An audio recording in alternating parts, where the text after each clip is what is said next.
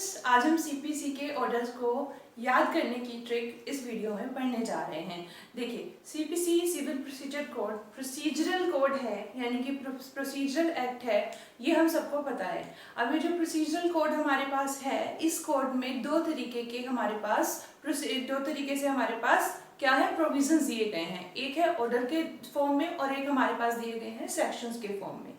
तो जब हम सीपीसी की बात करते हैं तो हमको पता है इसमें कितने ऑर्डर हैं और कितने सेक्शंस हैं, पर कई बार हम भूल जाते हैं। तो पहले हम उसी चीज को समझ लेते हैं। देखिए, हमने ईश्वर से प्रार्थना कर रहे हैं सीपीसी के ऑर्डर को याद करने की ट्रिक समझने से पहले हम ईश्वर से प्रार्थना कर रहे हैं कि अगर हमें सीपीसी के ऑर्डर याद हो जाएंगे तो हम 51 रुपए का प्रसाद चढ़ाएंगे। कितने रुपए का प्रसाद है? 51 रुपए का। तो ये 51 रुपए ही हमारे 51 ऑर्डर्स हैं। तो हम क्या करने वाले हैं, 51 ऑर्डर्स को समझने वाले हैं।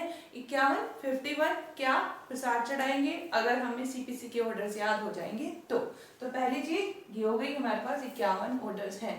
फिर आ जाइए, हम अब जब इस ट्रिक्स की बात कर रहे हैं तो इन ट्रिक्स को मैंने 5 पार्ट्स में डिवाइड किया है। तो इन 5 पार्ट्स में हम 5 कहानियां पढ़ेंगे। तो 5 कहानियों में से सबसे पहले कहानी हम पढ़ लेते हैं। देखिए, सीपीसी सिविल प्रोसीजर कोड, तो ये क्या है? प्रोसीजर है। कैसा, किस चीज का प्रोसीजर है? सिविल सूट का प्रोसीजर है, यानी कि कोर्ट में मुकदमा कैसे जाता है, कैसे उसकी प्रोसीडिंग्स होती है, उसके बारे में सिविल प्रोसीजर कोड हमें बताता है। तो वही हम इसमें शुरुआती ऑर्डर्स में वही समझने वाले हैं। तो यानी कि कहानी के माध्यम से हम वही बात कर रहे हैं, समझेंगे। देखिए, एक गांव में कुछ पार्टीज थी। वो पार्टीज सूट फ्रेम कराने के लिए गई। ठीक है, फ्रेम कराने के लिए गई सूट। एक गांव में कुछ पार्टीज थी, वो पार्टीज सूट फ्रेम कराने के लिए गए। किसी भी चीज के बारे में हो सकता है, किसी प्रॉपर्टी के बारे में सूट है वो।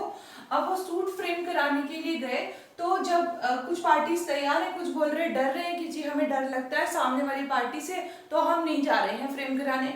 आप हमारे एग्जीक्यूटर और या फिर हमारे लीडर्स को ले जाइए।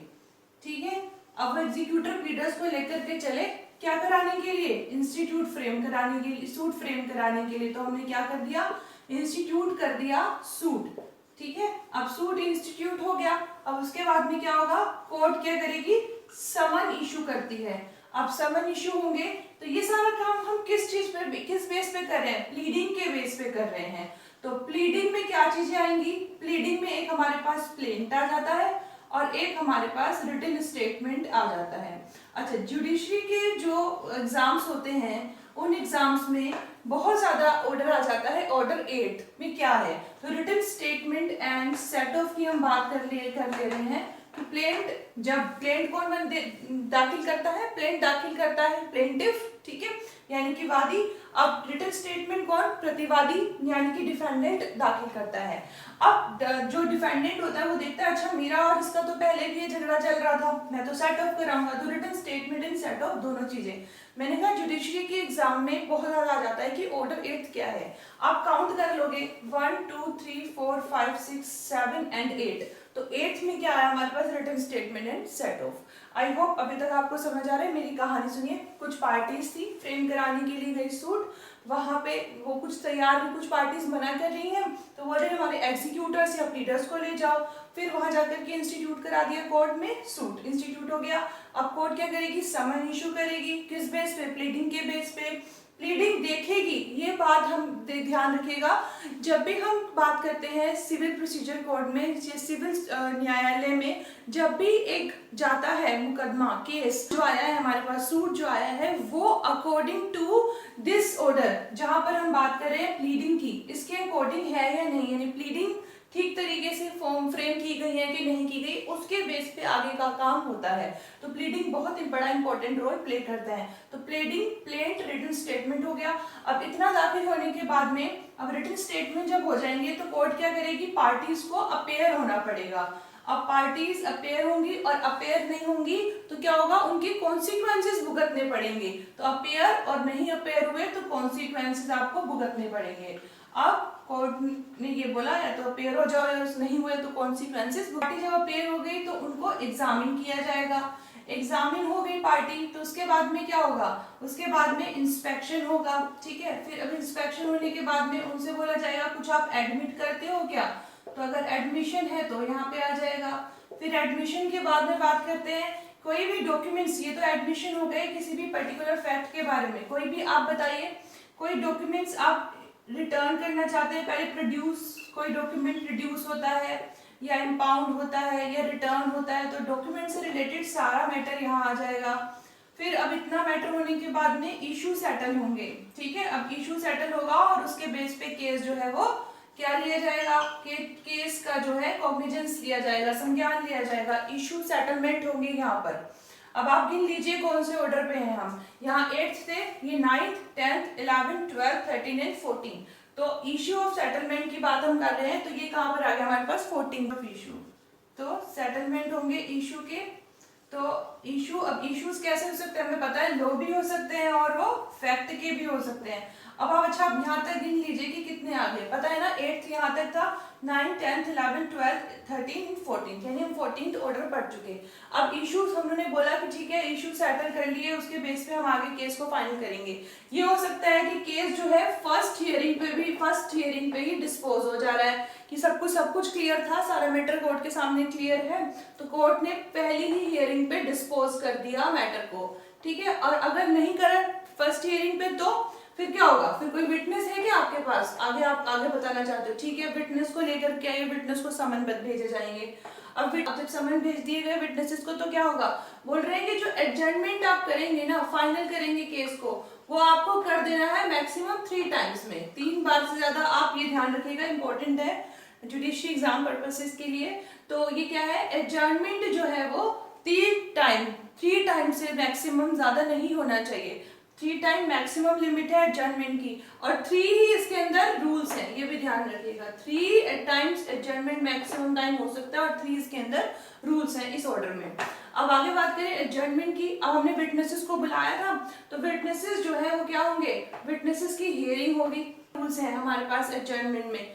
फिर उसके बाद में हियरिंग होगी, हियरिंग ऑफ विटनेसेस, और हम इसके ऊपर जितनी भी विटनेसेस करेंगे वो किस पे होगी, एफिडेविट के ऊपर। ये बहुत ज्यादा जो है ध्यान रखने वाला और इम्पोर्टेंट है कि जो हियरिंग होगी विटनेसेस की कहाँ कैसे होगी, वो एफिडेविट पे होगी, शपथ पत्र पे होगी। और फिर उसके बाद में जजमेंट और डिक्री दे दिया जाएगा, और फिर जजमेंट एंड डिक्री जब दे दिया तो उसको एग्जीक्यूट भी तो कराना पड़ेगा ना, तो एग्जीक्यूशन होगा उसका, execution of judgment and decree. तो देखिए ये कहानी के माध्यम से हमने एक जो है कहानी पढ़ ली, और एक कहानी में हमने 21 ऑर्डर कवर कर लिए हैं। बहुत आसान था, पूरा प्रोसीजर समझ में आ गया कि सिविल सूट में किस तरीके का प्रोसीजर होता है, और उसी प्रोसीजर में उसी गांव की कहानी में हमने 21 ऑर्डर खत्म कर लिए। देखिए कैसे, पहला हमारे पास एक गांव में कुछ पार्टी फूड फ्रेम कराने गई, कुछ ने बोला हमें तो डर लगता है सामने वाली पार्टी से, हमारे एग्जीक्यूटर और प्लीडर को ले जाइए।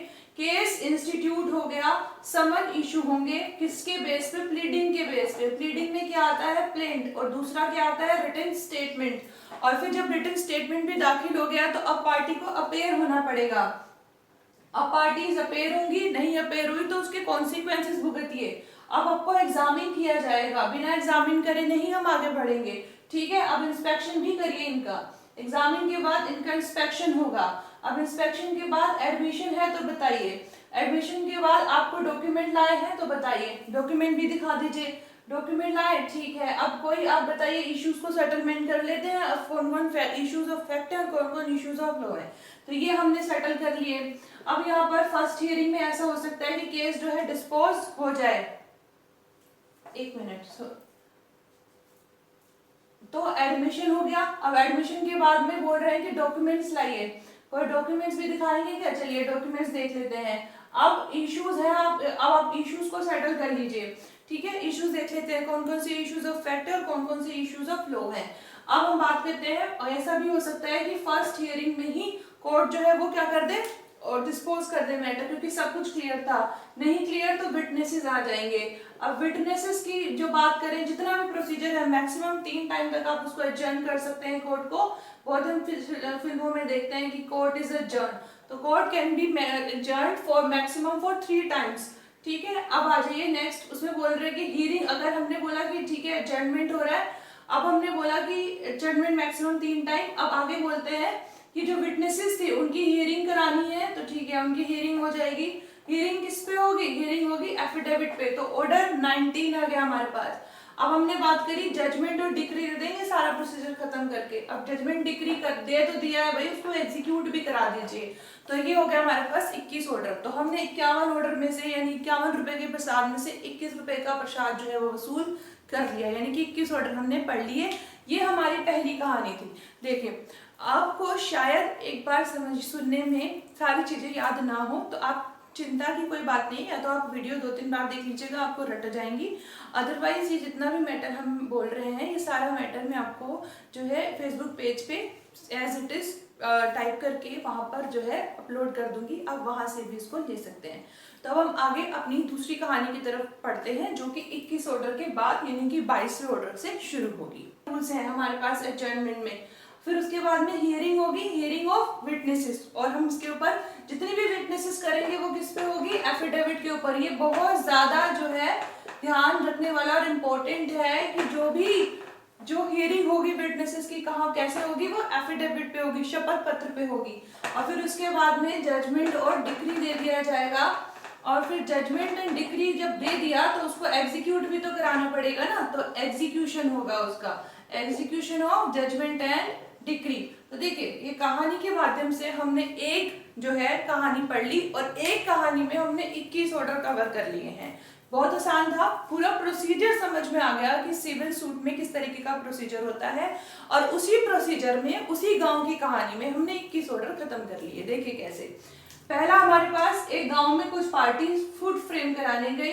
कुछ ने बोला हमें तो डर लगता है सामने वाली पार्टी से, हमारे एग्जीक्यूटर और प्लीडर को ले जाइए। केस इंस्टीट्यूट हो गया, समन इशू होंगे, किसके बेस पे? प्लीडिंग के बेस पे। प्लीडिंग में क्या आता है? प्लेंट, और दूसरा क्या आता है? Written statement. और फिर जब रिटन स्टेटमेंट भी दाखिल हो गया तो अब पार्टी को अपेयर होना पड़ेगा। अब पार्टीज अपेयर होंगी, नहीं अपेयर हुई तो उसके कॉन्सिक्वेंसेस भुगतिए। अब आपको एग्जामिन किया जाएगा, बिना एग्जामिन करे नहीं हम आगे बढ़ेंगे, ठीक है? अब इंस्पेक्शन भी करिए इनका, एग्जामिन के बाद इनका इंस्पेक्शन होगा। अब इंस्पेक्शन के बाद एडमिशन है तो बताइए, एडमिशन के बाद आपको डॉक्यूमेंट लाए हैं तो बताइए, डॉक्यूमेंट भी दिखा दीजिए। डॉक्यूमेंट लाए, ठीक है। अब कोई आप बताइए इश्यूज को सेटलमेंट कर लेते हैं, अब कौन-कौन इश्यूज ऑफ फैक्ट है, कौन-कौन इश्यूज ऑफ लॉ है, तो ये हमने सेटल कर लिए। अब यहाँ पर फर्स्ट हियरिंग में ऐसा हो सकता है कि केस जो है डिस्पोज हो जाए। एक मिनट, तो एडमिशन हो गया। अब एडमिशन के बाद में बोल रहे हैं कि डॉक्यूमेंट्स लाइए, और डॉक्यूमेंट्स भी दिखाएंगे क्या? चलिए डॉक्यूमेंट्स देख लेते हैं। अब इश्यूज है, आप इश्यूज को सेटल कर लीजिए, ठीक है? इश्यूज देख लेते हैं, कौन कौन से इश्यूज ऑफ फैक्ट है और कौन कौन से इश्यूज ऑफ लॉ है। अब हम बात करते हैं, और ऐसा भी हो सकता है कि फर्स्ट हियरिंग में ही कोर्ट जो है वो क्या कर दे और डिस्पोज कर दे मैटर, क्योंकि सब कुछ क्लियर था। नहीं क्लियर तो विटनेसेस आ जाएंगे। अब विटनेसेस की जो बात करें, जितना भी प्रोसीजर है मैक्सिमम 3 टाइम तक आप उसको एडजर्न कर सकते हैं कोर्ट को। बहुत हम फिल्मों में देखते हैं कि कोर्ट इज एडजर्न, तो court can be adjourn for maximum for 3 times, ठीक है? अब आ जाइए नेक्स्ट, उसमें बोल रहे हैं कि हियरिंग, अगर हमने बोला कि ठीक है एडजर्नमेंट हो रहा है, अब हमने बोला कि एडजर्नमेंट मैक्सिमम 3 टाइम। अब आगे बोलते हैं कि जो विटनेसेस थे उनकी हियरिंग करानी है, तो ठीक है उनकी हियरिंग हो जाएगी। हियरिंग किस पे होगी? हियरिंग होगी एफिडेविट पे। तो ऑर्डर 19 आ गया हमारे पास। अब हमने बात करी जजमेंट और डिक्री दे देंगे सारा प्रोसीजर खत्म करके। अब जजमेंट डिक्री कर दे तो दिया है भाई, उसको एग्जीक्यूट भी करा दीजिए। तो ये हो गया हमारे पास 21 ऑर्डर। तो हमने 51 ऑर्डर में से यानी 51 रुपए के प्रसाद में से 21 रुपए का प्रसाद जो है वो वसूल कर लिया, यानी कि 21 ऑर्डर हमने पढ़ लिए। ये हमारी पहली कहानी थी। देखिए, आपको शायद एक बार सुनने में सारी चीजें याद ना हो तो आप चिंता की कोई बात नहीं, या तो आप वीडियो 2-3 बार देख लीजिएगा, आपको रट जाएंगी। अदरवाइज ये जितना भी मैटर हम बोल रहे हैं ये सारा मैटर मैं आपको जो है फेसबुक पेज पे एज इट इज टाइप करके वहां पर जो है अपलोड कर दूंगी, आप वहां से भी इसको ले सकते हैं। तो अब हम आगे अपनी दूसरी कहानी की तरफ पढ़ते हैं, जो कि 21 ऑर्डर के बाद यानी कि 22वें ऑर्डर से शुरू होगी। हमने 21 ऑर्डर खत्म कर दी, अब हम 22वें ऑर्डर से पढ़ेंगे। देखिए, अब 22 साल का आदमी था, ठीक है, उसकी हम जीवन गाथा सुनते हैं। एक 22 साल का आदमी है, 22 साल का एक पर्सन है, मैन है, उसकी हम जीवन गाथा सुनते हैं। क्या हुआ? उसने जो है बर्थ लिया, बर्थ के बाद क्या हुआ? उसकी मैरिज हुई, मैरिज के बाद वो इंसॉल्वेंट हो गया, और इंसॉल्वेंट के बाद उसकी डेथ हो गई। एक पर्सन की जीवन गाथा ये है। यहाँ पर हम बर्थ को हटा देंगे, तो 22 साल के आदमी की हमने डिस्कस करनी है मैरिज, इंसॉल्वेंसी और उसकी डेथ, ये ध्यान रखना। तो ये 3 चीजें आ जाएंगी हमारी 22 ऑर्डर में। अब एक 22 साल का आदमी था, उसकी मैरिज हुई, इंसॉल्वेंसी हुई, फिर उसकी डेथ हो गई। अब ये जो इंसॉल्वेंट वो इतना इंसॉल्वेंट हुआ कि उसको हमने बोला कि वो केस भी नहीं लड़ सकता था अपनी प्रॉपर्टी के लिए, तो बोले कि वो विड्रॉ करा सकता है अपने केस को 4 तरीके से। एक इंसॉल्वेंट पर्सन विड्रॉ करा सकता है अपने केस को 4 तरीके से।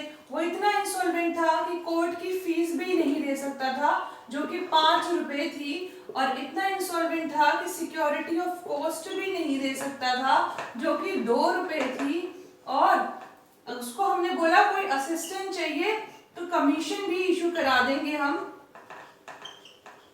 कितने कमीशन इशू करा देंगे हमने उसको बोला अगर आपको असिस्टेंट चाहिए तो हम 22 कमीशन भी इशू करा देंगे।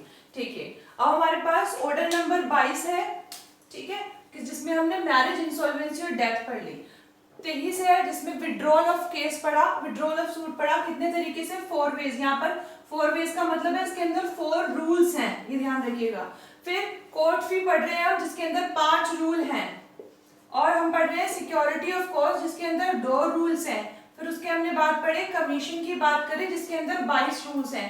तो ये हमारी स्टोरी थी एक आदमी का, एक person takes birth, gets married and after that gets insolvent and then he the person dies. तो ये उसके बाद वो इतना इंसॉल्वेंट हुआ कि वो केस को विड्रॉ करा सकता था, हमने बोला 4 तरीके से।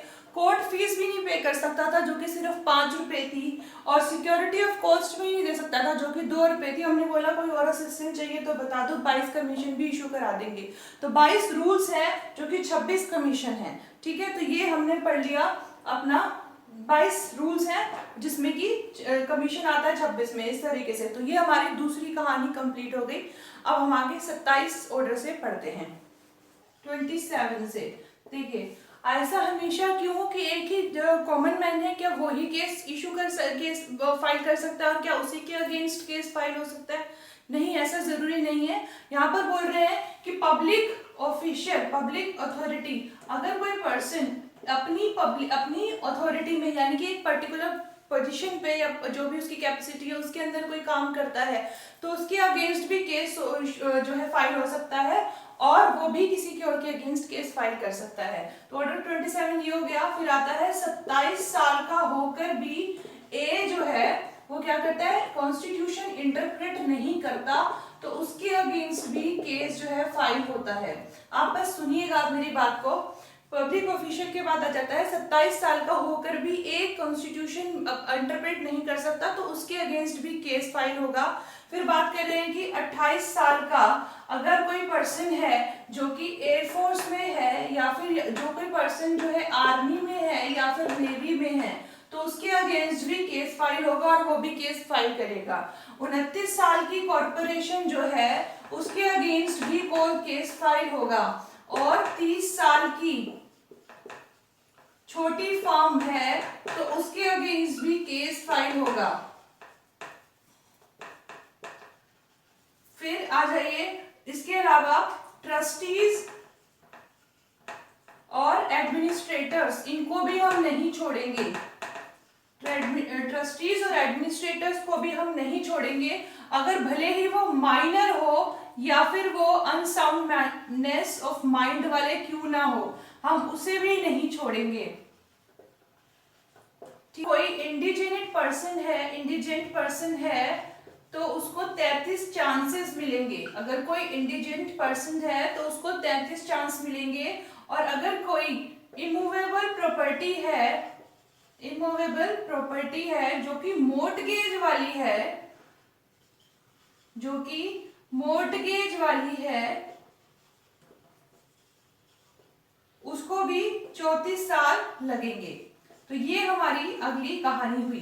देखिए, 27 साल का पब्लिक ऑफिशियल, पब्लिक अथॉरिटी, उसके अगेंस्ट भी केस होगा और वो भी कर सकता है अगर उसने अपनी ऑफिशियल कैपेसिटी में काम किया है तो।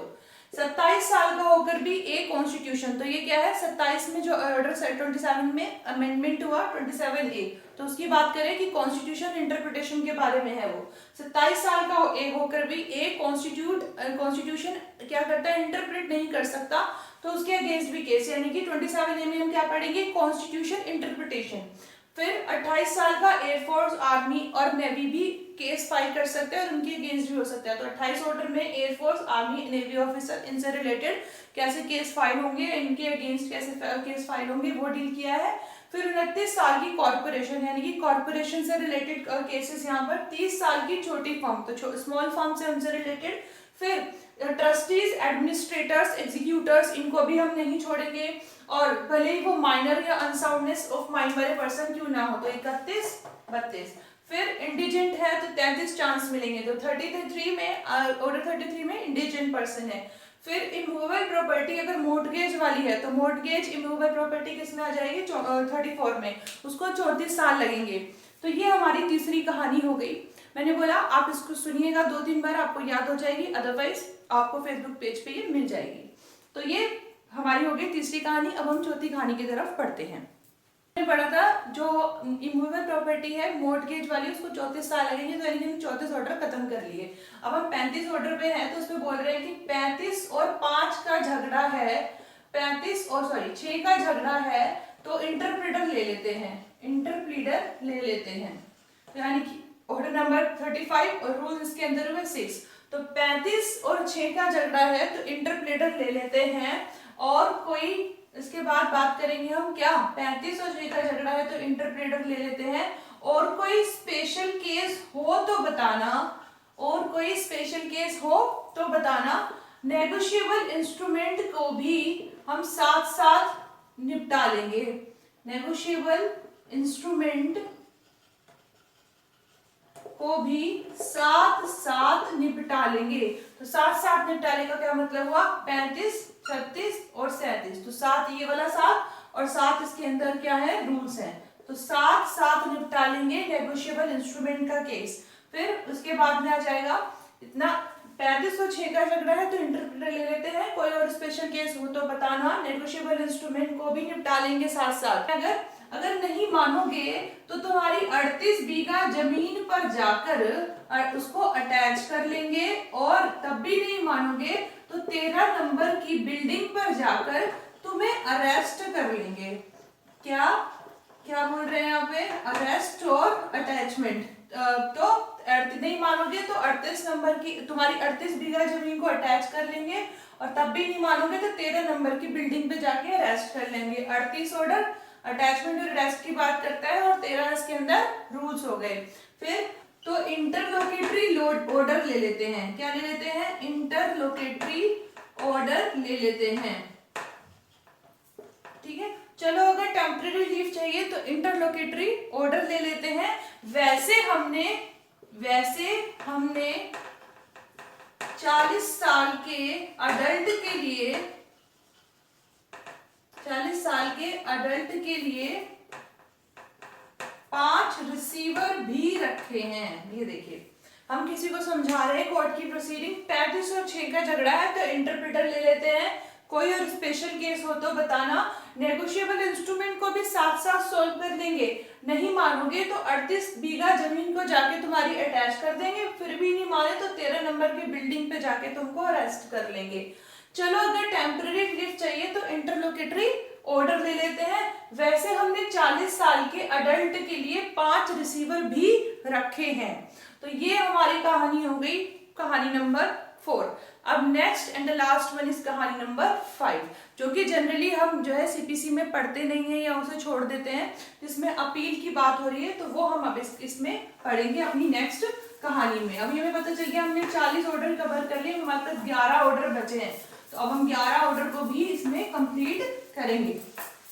तो हम आ जाते हैं 41 साल के हो गए हो फिर भी अपील करते हो, तो अपील करते हो का मतलब यहाँ पर क्या आ गया कि अपील कहाँ कर सकते हैं, 41 ऑर्डर में। अब बोल रहे हैं अभी नहीं मान रहे हो तो चलो दूसरा चांस और देते हैं। अब दूसरा चांस दे रहे हैं तो वो कहा दूसरा चांस दे देते हैं, किस चीज का, अपील का। दूसरा चांस दे देते हैं अपील का। अब भी नहीं मान रहे हो तो चलो दूसरा चांस दे देते हैं अपील का। अभी तो अपील किए हो फिर भी 2 3 4 करते हो, अभी तो अपील किए हो फिर भी 2 और 3 4 करते हो। अब देखिए 2 और 3 4 करते हो, ये 42 ऑर्डर हो गया और ये हमारे पास 43 ऑर्डर हो गया। तो ये जो है 3 यहाँ से आया हमारे पास और ये 4 यहाँ से आया हमारे पास और ये 2 इसके अंदर रूल्स हैं। तो 41 साल का होकर भी अपील करते हो, चलो अब भी नहीं मानते तो 2 चांस और देते हैं अपील को, सेकंड चांस अपील और देते हैं अपील को। फिर बात कर रहे हैं हम कि इतना कर लिया फिर भी 2 और 3 4 करते हो। अब चलो पाउपर हो तो भी कर दो अपील, पाउपर हो चलो कर दो अपील। 40 साल के हो गए हो, चलो एससी को अपील कर दो। अब 45 के हो गए अपील करते करते, अब चलो एससी को अपील कर दो। कहाँ जाना, सुप्रीम कोर्ट में अपील कहाँ जाएगी, कौन से ऑर्डर में, 45 में। तो अब 45 साल के हो गए अपील करते करते, चलो अब एससी में अपील कर दो। अब भी नहीं मान रहे, चलो रेफरेंस ले लो, रेफरेंस से भी नहीं मान रहे, चलो रिव्यू ले लो, रिव्यू ले लो। अब उसके बाद में आ जाएगा रेफ और रिव्यू। एससी को अपील कर दो, रेफ भी कर सकते हो, रिव्यू भी कर सकते हो, और कोई मिसलेनियस काम हो तो बताना। वैसे हमारे पास जो है मैटर को सॉल्व करने के लिए chartered high court, provincial small causes court, presidency court और chartered high court, provincial small causes court, presidency court भी मिलकर के केस को सॉल्व कर सकते हैं। तो देखिए 41, क्या दोबारा से देखते हैं, 41 साल के हो गए हो तो चलो अपील कर दो। अब एक बार अपील कर दिया है तो अब अपीलेट डिक्री की भी करनी है, तो चलो सेकंड चांस देते हैं, अपीलेट डिक्री की भी अपील कर दो। अभी तो अपील करके आए हो, फिर 2 और 3 4 करते हो, चलो पाउपर हो तो चलो अपील कर दो। अब पाउपर हो तो अपील कर दो, 45 साल के हो गए तो एससी को अपील कर दो। अब रेफरेंस रिव्यू भी कर सकते हो, और कोई मिसलेनियस काम हो तो बताना। वैसे हमने क्या रखा है, chartered accountant, provincial small cases code और प्रेसिडेंसी स्मॉल केसेस कोड भी मिलकर के केस को सॉल्व कर सकते हैं। तो हमने जो है 51 ऑर्डर याद कर लिए हैं। आई होप आपको समझ में आई हो क्लास। फिर से बोल रही हूँ कि एक बार सुनने में ऑब्वियस सी बात है, इतना जल्दी सब चीज़ों को स्केच कर पाना या समझ पाना इजी नहीं होगा। आप 2 बार वीडियो देखेंगे, 3 बार देखेंगे, आपको इजीली सारी चीज़ें याद हो जाएंगी। आप पेपर पेन पे लिख भी सकते हैं, साथ साथ मेरे बोलना भी नहीं लिख पा रहे हैं तो आप जो है मेरे फेसबुक पेज पे चले जाइएगा, वहाँ पर आपको सारा रिटन मटेरियल मिल जाएगा, वहाँ से आप कॉपी पेस्ट करिएगा, इसको बिल्कुल लर्न कर लीजिएगा। अब इसको कहानी के माध्यम से आप समझेंगे इस ट्रिक को, तो अब मुझे पूरा यकीन है आपको ये ऑर्डर जरूर याद हो जाएंगे। Thank you so much for watching and be there for the next class. Thank you so much.